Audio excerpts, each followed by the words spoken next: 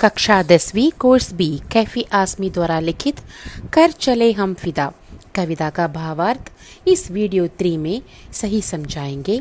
यह सीबीएसई के पाठ्यक्रम में पद्य खंड में उपलब्ध है। इस वीडियो में आपको स्वागत है।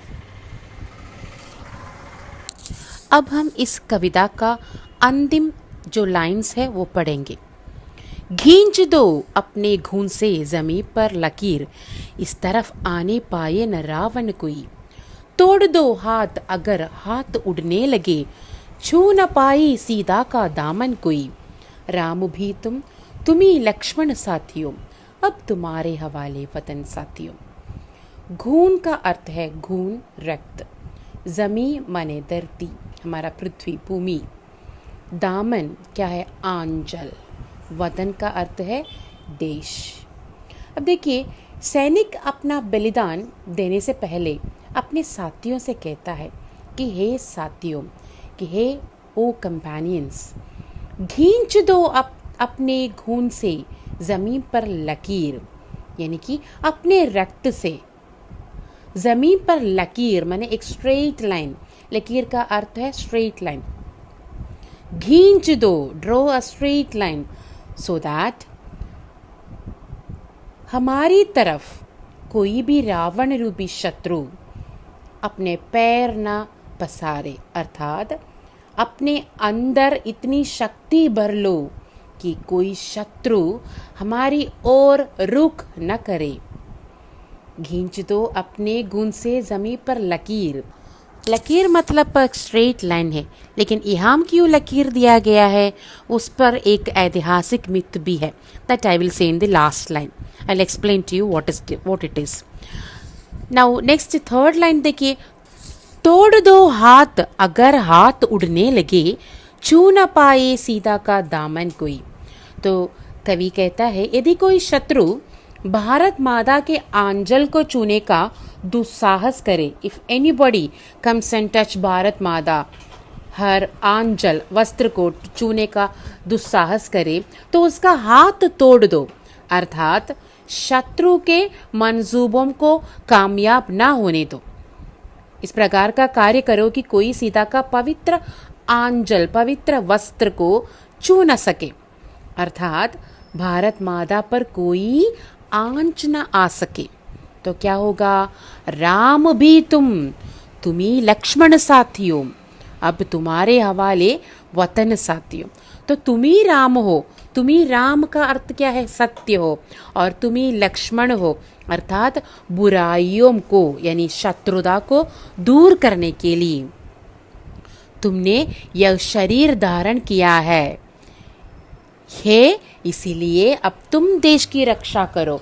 अब यह देश तुम्हारे हवाले है, अब यह देश तुम्हारे हवाले है।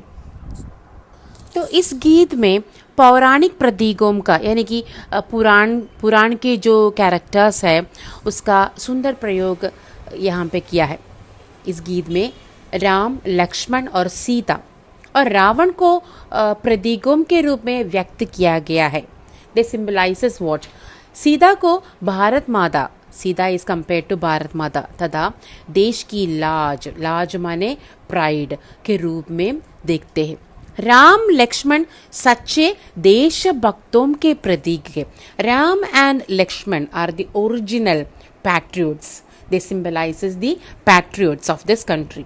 रावण विदेशी अत्याचारी आक्रमणकारी का प्रतीक है, and Ravan is compare to the विदेशी अत्याचारी, a person who comes from out of our country and attack our India.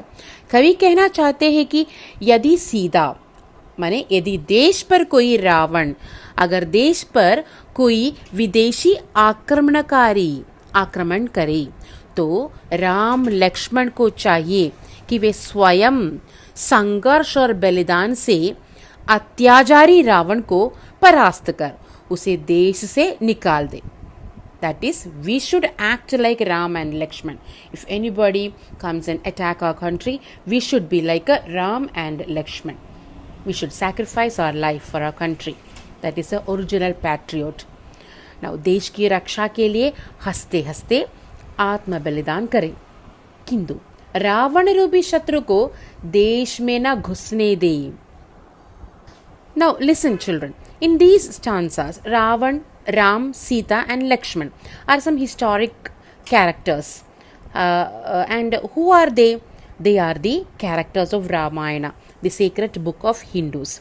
Ram is the avatar of Lord Vishnu and he married to Sita. They had to go to forest to live 14 years of vanvas. Vanvas mane to live in the forest.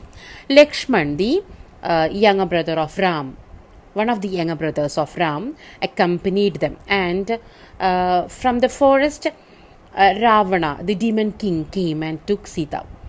How he took Sita with him?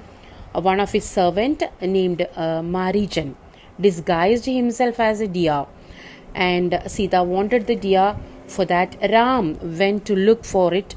He entrusted Sita to Lakshman, but the deer cried in the voice of Ram. So Sita sent brother Lakshmana, where Lakshmana drew a line in front of the house and advised Sita not to cross the line, which is known as Lakshmana Rekha.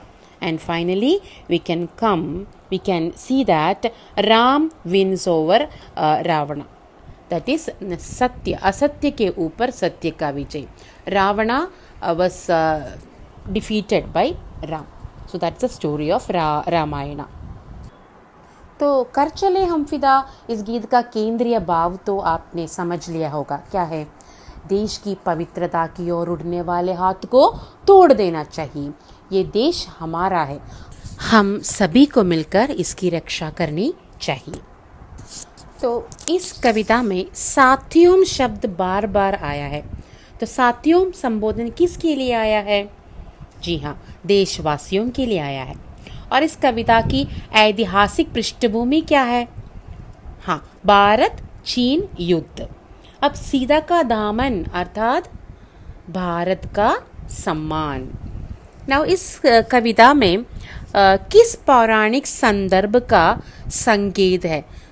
पौराणिक संदर्भ, पुराण से, पौराणिक माने पुराण से मिला हुआ संदर्भ. किस पौराणिक संदर्भ का संकेत किया है? लक्ष्मण रेखा, है ना. ना किसके हाथ तोड़ने की बात कही जा रही है? किसके हाथ तोड़ने की बात है? भारत पर आक्रमण करने वालों के हाथ तोड़ने की बात कही है. तो इसी से हमारा ये वीडियो 3 समाप्त होता है. धन्यवाद.